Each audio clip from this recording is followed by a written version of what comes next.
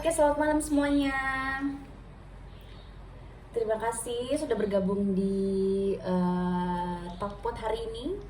Jadi di sini saya sudah mengundang kedua narasumber. Di sini ada ibu saya tercinta dari generasi milenial dan teman saya tercinta dari generasi Z. Jadi video ini akan membahas tentang perubahan teknologi. Karena mama di generasi milenialnya itu teknologi apa yang pernah digunakan. Kalau Kak Jain, generasi Z teknologi apa yang pernah digunakan gitu. Jadi langsung saja saya awali pertanyaan pertama untuk mama. Boleh di-sharing teknologi apa dulu yang pertama kali digunakan? Oke, baik, terima kasih Puja. Dulu waktu masih kecil biasanya mendengarkan radio yang pertama. Terus kita belum kita ada TV itu sekitar tahun-tahun udah SMP-an itu baru ada TV.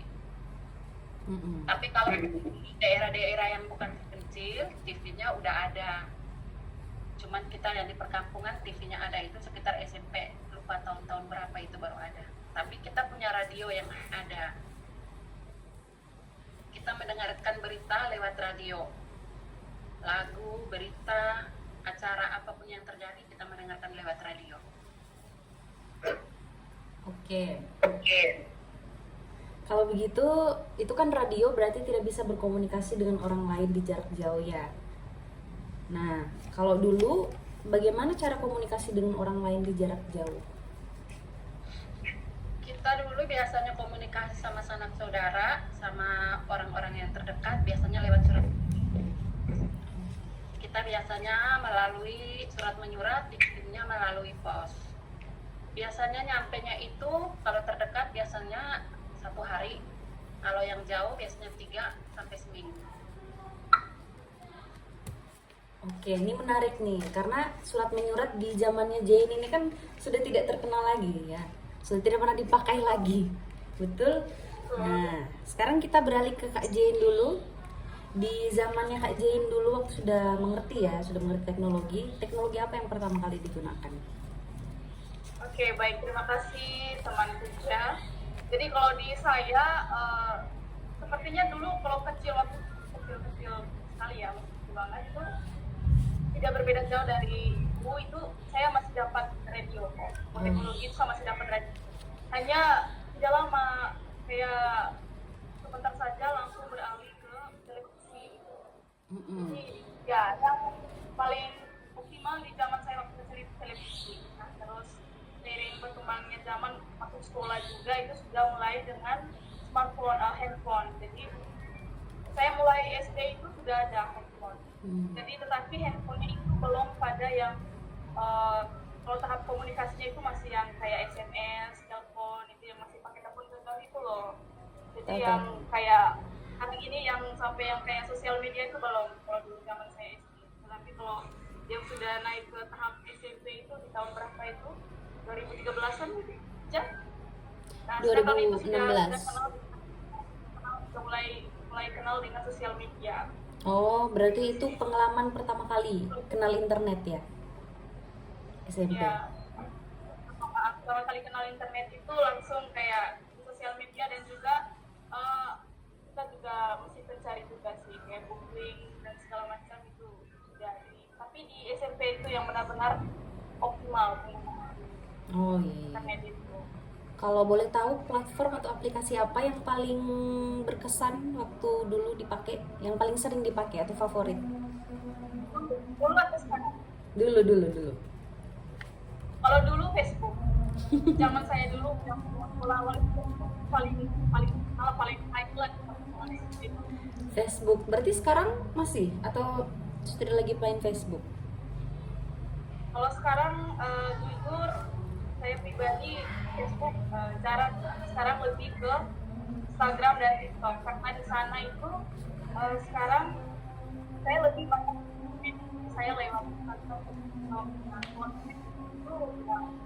paling 1-2 kali, tapi postingan itu yang langsung teruskan dari Instagram. Instagram. Ya. Karena sosial media yang sering saya gunakan Instagram dan TikTok ya, karena saya Gen Z. iya, karena Gen Z itu kan pasti lebih fokus ke TikTok dengan Instagram.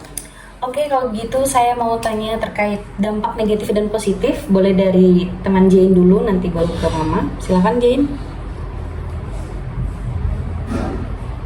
Dari saya pribadi terkait dampak positif dan teknologi, yaitu yang pertama, untuk saya sebagai mahasiswa memudahkan saya dalam mencari informasi dan menyelesaikan tugas saya. Di sini dalam artian bahwa saya bisa menggunakan teknologi untuk mencari referensi, menggunakan teknologi untuk saya sekarang menggunakan buku elektronik. Jadi saya tidak perlu ke perpus, tapi saya bisa mengakses buku-buku elektronik di teknologi.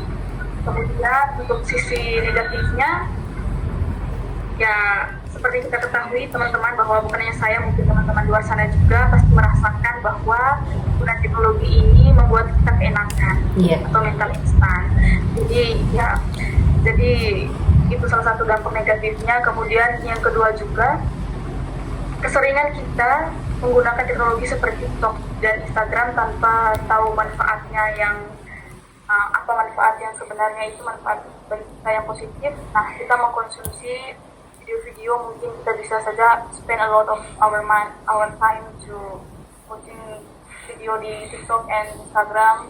Itu saya rasa bisa membuat kita menciptakan rasa malas juga, terus mungkin mengganggu mentality kita gitu. Kalau saya Gen Z sih, sekarang Gen Z ini banyak sekali ya, terjadi banyak sekali ya gangguan mental dan segala macam, hanya karena itu tadi, salah satu penyebabnya adalah penggunaan teknologi.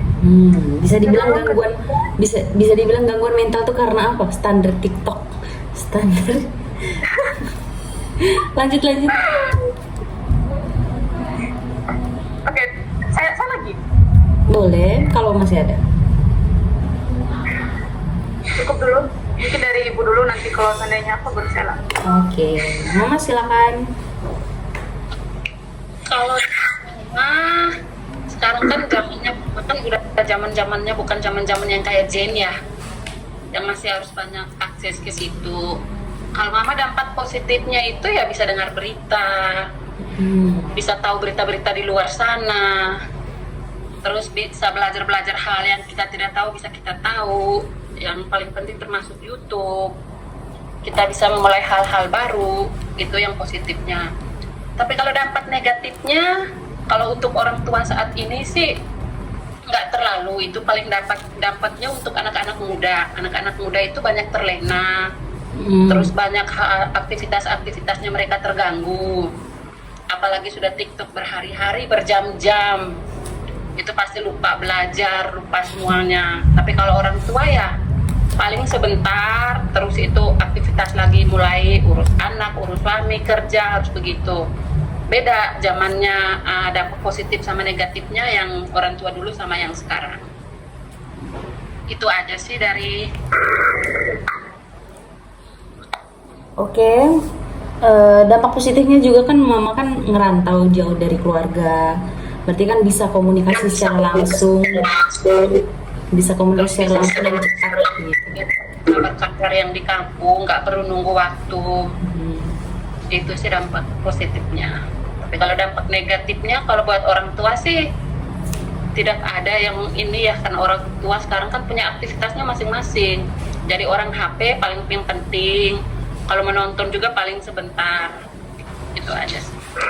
Oke, kalau begitu saya rasa sekian pembicaraan kita hari ini. Terima kasih atas waktunya untuk Jane dan juga Mama. Mohon maaf kalau ada salah kata. Sekian. Sama-sama.